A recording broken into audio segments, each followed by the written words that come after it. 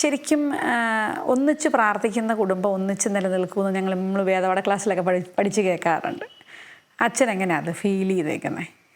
തീർച്ചയായിട്ടും ഒരുമിച്ച് പ്രാർത്ഥിക്കുന്ന കുടുംബത്തിൽ ഒരു ലവ് വേവ്സ് ഉണ്ട്, സ്നേഹതരംഗങ്ങൾ. ദൈവത്തിൽ നിന്ന് കിട്ടുന്ന ശക്തി ഭർത്താവ് ഭാര്യയിലേക്കും, ഭാര്യ ഭർത്താവിലേക്കും, പേരൻസ് കുഞ്ഞുങ്ങളിലേക്കും പടരുകയാണ്. അപ്പം ഒരുമിച്ച് പ്രാർത്ഥിക്കുന്നില്ലെങ്കിൽ നമ്മൾ നമ്മുടെ തന്നെ ശക്തിയിലാണ് ആശ്രയിക്കുക. നമ്മുടെ ബുദ്ധി, നമ്മുടെ യുക്തി, നമ്മുടെ സാമർഥ്യം. അപ്പം അതിനപ്പുറത്തേക്ക് എൻ്റെ വ്യക്തിപരമായ കഴിവുകളും ഒക്കെ പോയാലും കാക്കുന്ന ഒരു ദൈവമുണ്ടെന്നും അപ്പോൾ ആ ഒരു ദൈവത്തിൻ്റെ കരുതലുണ്ടെന്നുള്ളൊരു ഉറപ്പാണ് ഒരുമിച്ച് പ്രാർത്ഥിക്കാൻ കിട്ടുക. ഒരേ സമയത്ത് ഒരു കൂടി പ്രാർത്ഥിക്കുന്നു, കുറച്ച് പേര് TV കാണുന്നു, കുഞ്ഞുങ്ങൾ കാർട്ടൂൺ കണ്ടുകൊണ്ടിരിക്കുന്നു, അല്ലെ വാട്സപ്പ് നോക്കിക്കൊണ്ടിരിക്കുന്നു. അവിടെ പ്രാർത്ഥനയുടെ തരംഗങ്ങളില്ല, ക്രോസ് റേഡിയേഷൻ വരികയല്ല, അത് സ്കാറ്റേഡാണ്, ചിതറിപ്പോവും. ഒന്നിച്ച് മുട്ടി ഒരുമിച്ച് പ്രാർത്ഥിക്കുമ്പോഴാണ് ഒരു തരംഗം. അപ്പം അങ്ങനെ വരുന്ന ഒരുമിച്ച് പ്രാർത്ഥിക്കുന്ന ഭർത്താവിന് കുറച്ചുകൂടെ ഭാര്യയെ ഉൾക്കൊള്ളാനുള്ള ക്ഷമ ലഭിക്കും. ഭാര്യയ്ക്ക് അല്പം കൂടെ ഒരു വിധേയത്വത്തോടെ പെരുമാറാനുള്ള ഒരു കൃപ ലഭിക്കും.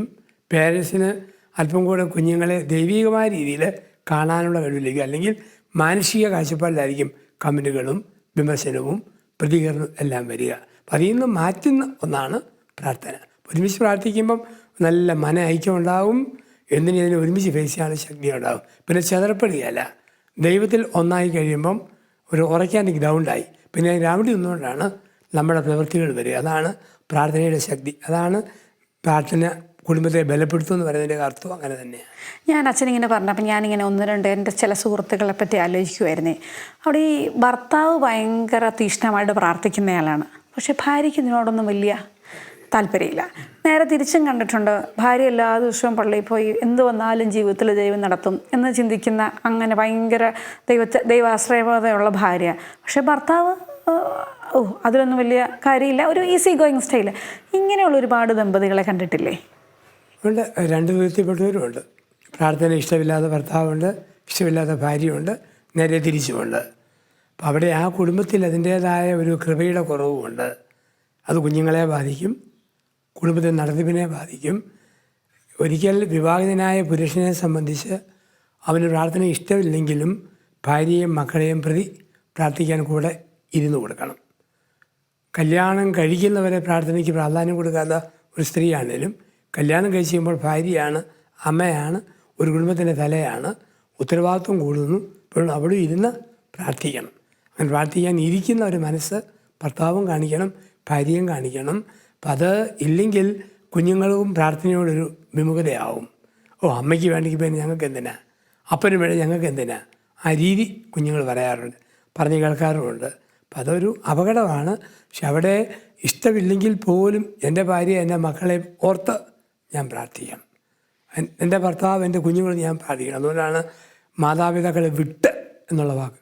അപ്പനെയും അമ്മ മറന്നല്ല, അപ്പൻ്റെ അമ്മയുടെയും കൂടെ ജീവിച്ചിരുന്ന കാലത്ത് ആർജിച്ച സ്വഭാവങ്ങളെ ഞാൻ വിടണം. അല്ലാണ്ട് അപ്പനെയും അമ്മയും മറന്നെന്നുള്ളതല്ല, പിതാവിൻ്റെയും മാതാവിൻ്റെയും കൂടെ ജീവിച്ചിരുന്ന കാലഘട്ടത്തിൽ ഞാൻ ആർജിച്ചിരുന്ന ചില സ്വഭാവങ്ങൾ അത് ഉപേക്ഷിക്കണം. മദ്യപാനമാകാം, പുകവലിയാകാം, മയക്കുമരുന്നാകാം, ജടികമായ ബലഹീനതകളാകാം, പലതും ആകാം. ഒരുപക്ഷെ പള്ളിപ്പോക്കില്ല, പ്രാർത്ഥനയിൽ, അതെല്ലാം വിടണം.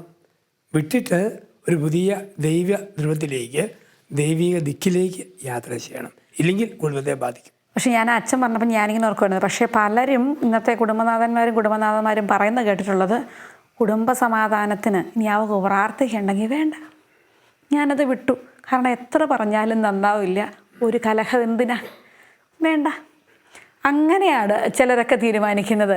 അല്ലാതെ നന്നായി നേരെ തിരിച്ചെന്ന ഹസ്ബൻഡിന് ഇത് ഇഷ്ടമാണല്ലോ, ഞാൻ പ്രാർത്ഥിച്ചേക്കാം എന്നുള്ളതല്ല. എന്നെ കൂടുതൽ നിർബന്ധിക്കേണ്ട, ഞാൻ നന്നാവില്ല, വേണേ മക്കളെയൊക്കെ ഞാൻ പ്രാർത്ഥിക്കാൻ പഠിപ്പിക്കാം, കുഴപ്പമൊന്നുമില്ല, എനിക്ക് വലിയ വിശ്വാസമൊന്നുമില്ല, കുമ്പസാരം അതൊക്കെ നിങ്ങൾ വേണേ നടത്തിക്കോ. അപ്പം ഇങ്ങനെയുള്ള മനുഷ്യരെ ഒന്ന് വീഴിക്കാൻ എന്താ ചെയ്യുക? അല്ല, ചിലരെ ദൈവം തൊട്ടാലേ വീഴുള്ളൂ. കറക്റ്റ്. അത് നമ്മൾ പക്ഷേ ആ സമയത്ത് മാനുഷികമായി ചെയ്യേണ്ടതൊക്കെ നമ്മൾ ചെയ്യണം. ലാസറിൻ്റെ കല്ലറയിൽ നിന്നും ക്രിസ്തു പറഞ്ഞു, ലാസറിൻ്റെ കല്ലറയിൽ നോക്കി ലാസറെ പുറത്ത് വരിക. ആ ക്രിസ്തുവിന് വേണേൽ തന്നെ ഒരു നിമിഷം കൊണ്ട് കല്ലും മാറ്റാം, ശീലയടിക്കാം, എല്ലാം കഴിഞ്ഞ് വളരെ ഫ്രഷായിട്ട് ലാസനെ പുറത്ത് കൊണ്ടുവരാം. പക്ഷേ മനുഷ്യൻ ചെയ്യാനുള്ളത് ചെയ്യണം. നീ കല്ലുരുട്ടി മാറ്റണം, നീ ബന്ധനത്തിന് തിരശ്ശീല അയക്കണം, ബാക്കി ഞാൻ ചെയ്യും എന്ന് പറഞ്ഞതുപോലെ ഭർത്താവ് പ്രാർത്ഥിക്കാതെ പുകഞ്ഞ കൂടി പുറത്തുനിന്ന് വിടുകയല്ല. എന്നെ പറ്റുന്ന പോലെ ഞാൻ ഇഷ്ടപ്പെട്ടില്ലെങ്കിലും പറഞ്ഞു വിടിക്കണം.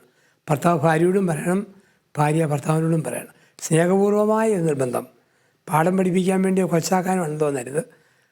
എന്നെ നിർബന്ധിക്കുന്ന സ്നേഹം, പൗലോസ് പറഞ്ഞല്ലോ, യേശു ക്രിസ്തുവിൻ്റെ സ്നേഹം എന്നെ നിർബന്ധിക്കുന്നു. ആ നിർബന്ധം ഭാര്യ ഭർത്താവിന് കൊടുക്കണം, ഭർത്താവ് ഭാര്യയ്ക്ക് കൊടുക്കണം. അത് ഇഷ്ടപ്പെടുക എന്ന് പറഞ്ഞാൽ പിന്നെ പ്രാർത്ഥിച്ചില്ലേ, അവസാനം ദൈവത്തിൻ്റെ വഴി. ഓക്കെ, അത് പക്ഷേ നമ്മൾ പറയാതിരിക്കരുത്.